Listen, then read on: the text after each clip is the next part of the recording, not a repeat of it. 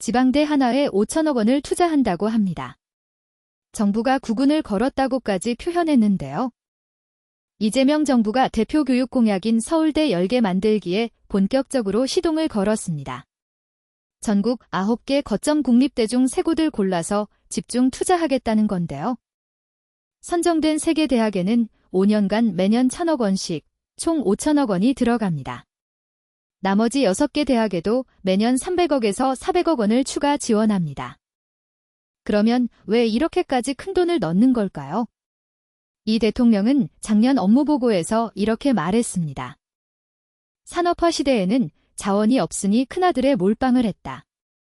하지만 지금까지 그러고 있는 건 너무 잔인한 일 아닌가. 서울대와 지방 거점 국립대의 예산 격차가 2배 이상 벌어진 현실을 꼬집은 겁니다. 사실 지방대 살리기 사업은 노무현 정부 때부터 있었습니다. 그런데 간판만 바꿔 달았지 수도권과 지방 간 격차는 오히려 더 벌어졌죠. 그래서 이번에는 아예 판을 바꿨습니다. 교육부 단독이 아니라 범부처 차원의 국토공간 대전환 프로젝트로 진행합니다. 핵심은 브랜드 단과대학입니다.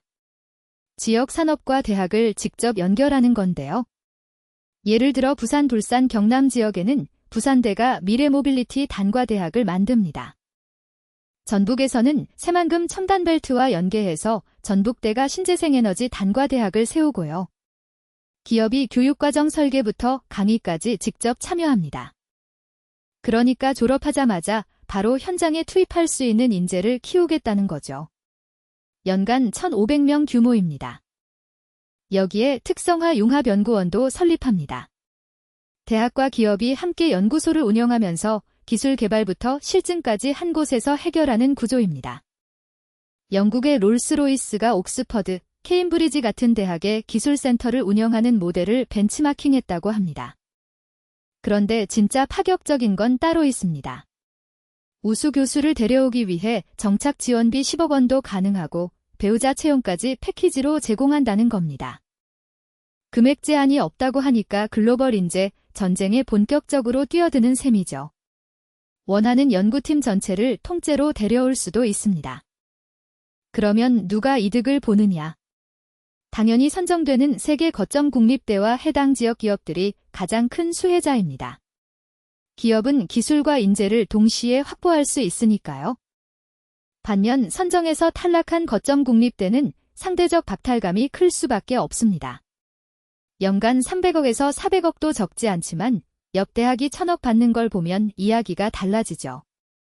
그리고 가장 큰 숙제가 있습니다. 바로 성과 관리입니다. 윤석열 정부의 글로컬 대학 사업은 5년간 1,000억이었는데 이번엔 5배인 5천억입니다.